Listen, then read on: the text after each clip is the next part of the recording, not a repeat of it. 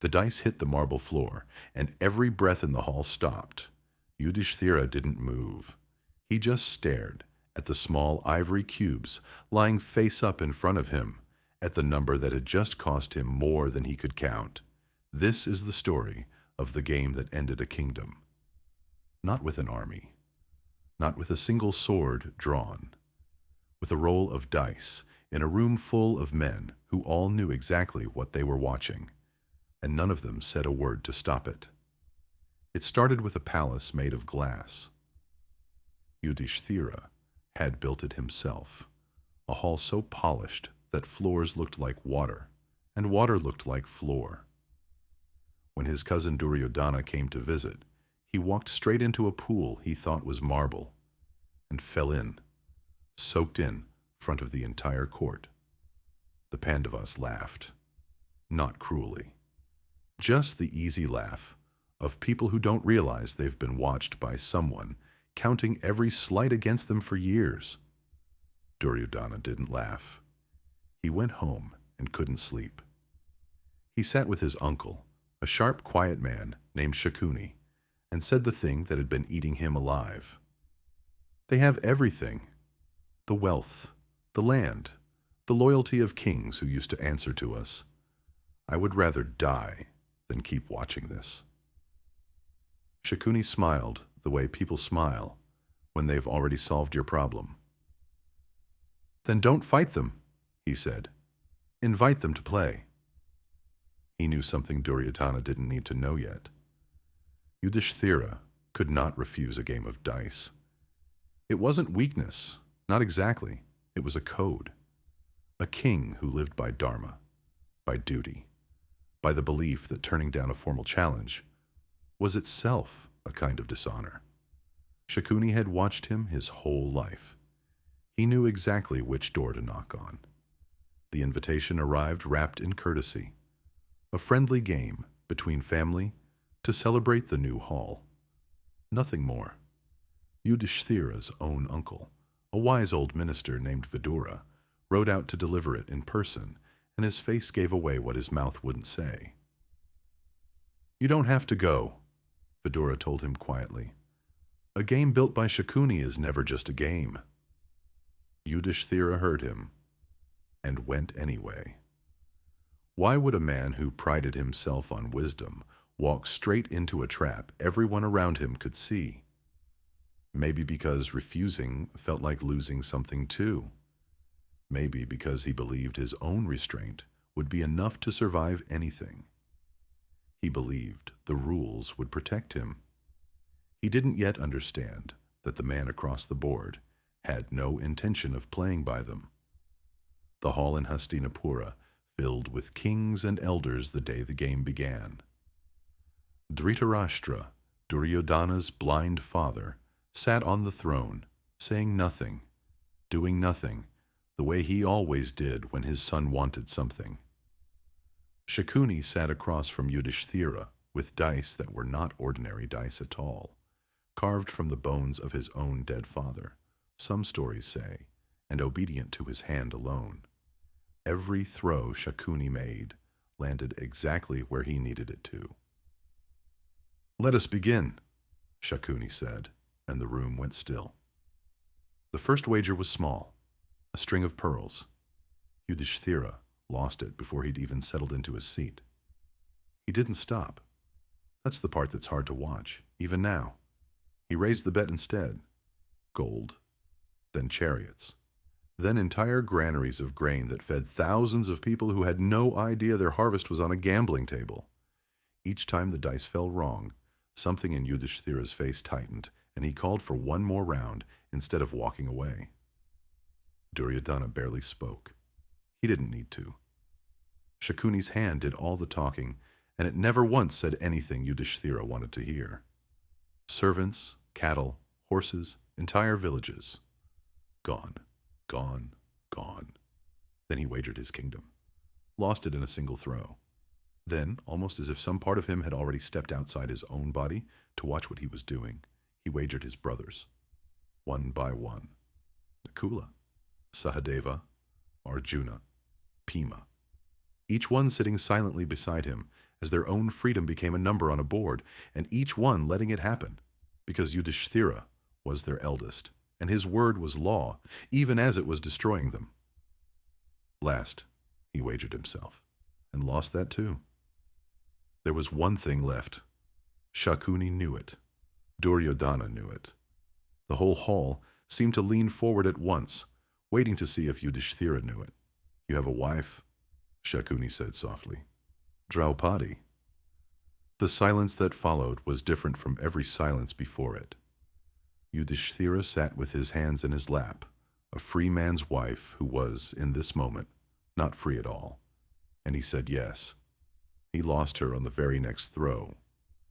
What happened next is the part this story is remembered for, more than the dice, more than the kingdom, more than any of it.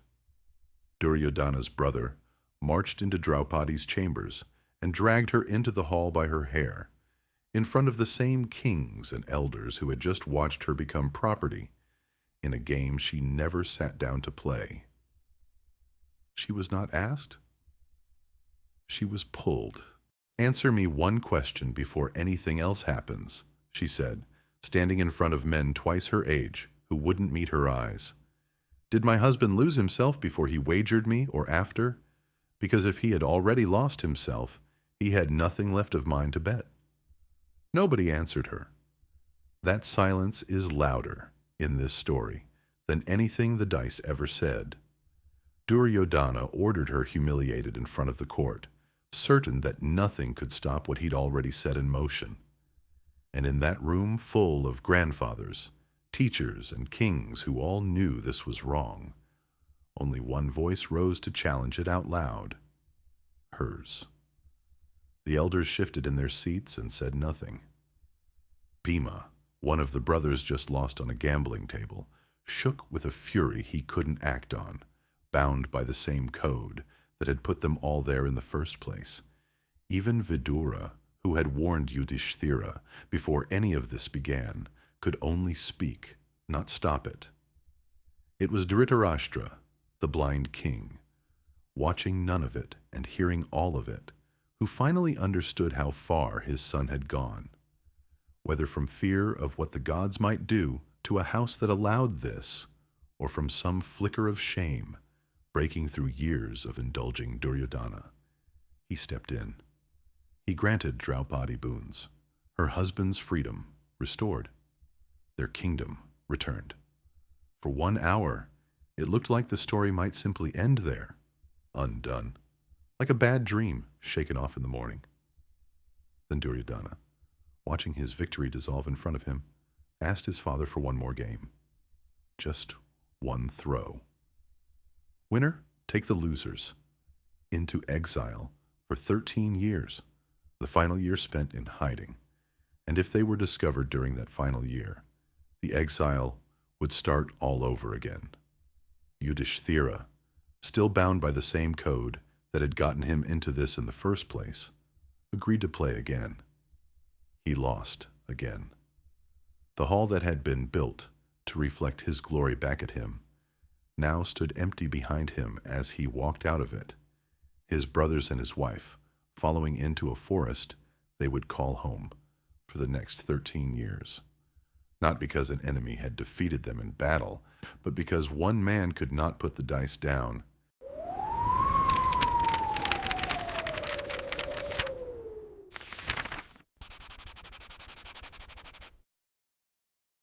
Step back from the hall for a moment, away from the dice and the dragged-in queen and the brothers sitting frozen beside their king, and ask a simpler question. Why didn't Yudhishthira just stop? He wasn't a fool.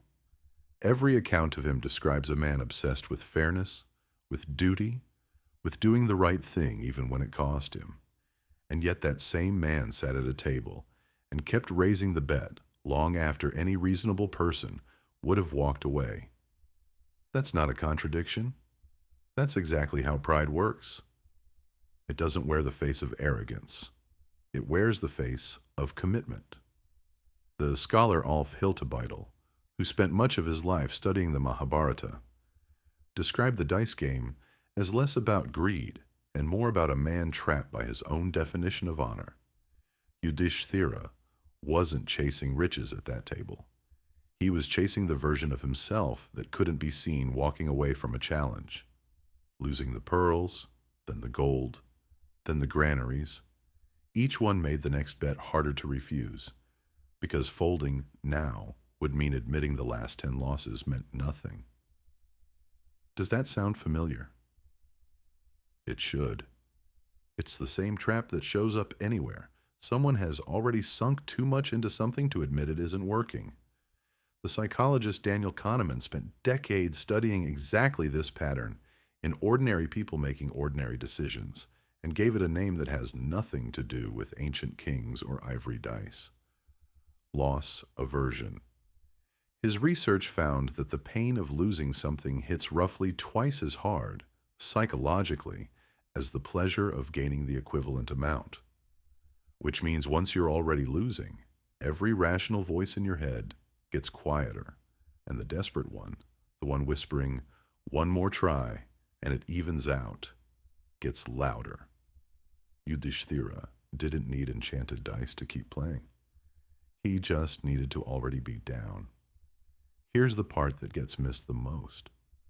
Shakuni never had to be more powerful than Yudhishthira.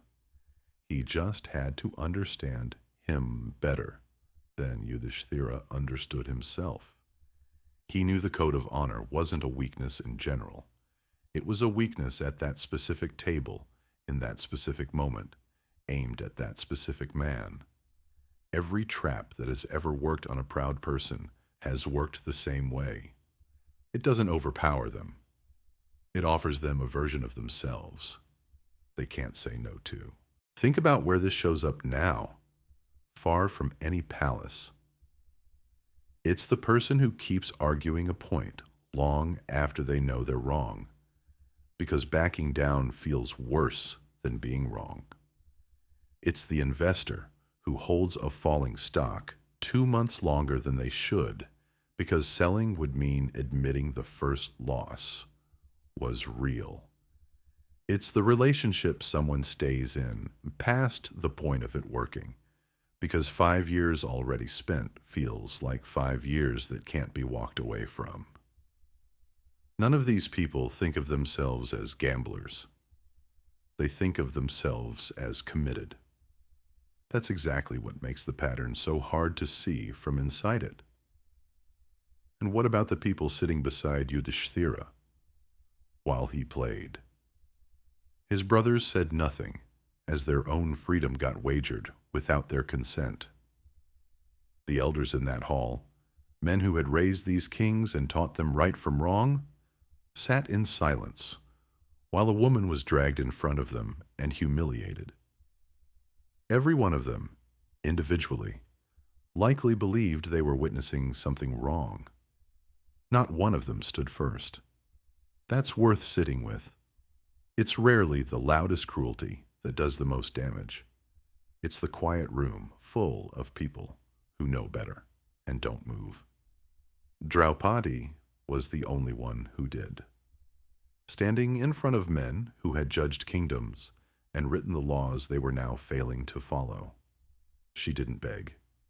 She asked a question precise enough to expose exactly what had happened, and got silence in return, which told her, and everyone watching, everything she needed to know about the room she was standing in. There's a version of this story where Yudhishthira is simply a victim of a rigged game, and Shakuni the only villain in it. That version is comfortable, and it's incomplete. The dice were loaded, yes, but nobody forced Yudhishthira to raise the bet after the pearls were gone. Nobody forced him to keep going after the gold, the chariots, the granaries. He did that on his own, one decision at a time, each one small enough to justify by itself, all of them together large enough to cost him everything he had. That's usually how it happens. Not one catastrophic choice. A long line of small ones, each one easier to make because of the one before it. until the person making them can't remember what the original bet was even supposed to prove. So the next time you catch yourself doubling down on something, purely because walking away would mean admitting the last attempt didn't work, remember the hall in Hastinapura. Remember that the game was never really about the dice. It was about a man who couldn't stand to be seen putting them down. The moral of the story is, pride doesn't need an enemy to destroy you. It just needs you to keep raising the bet.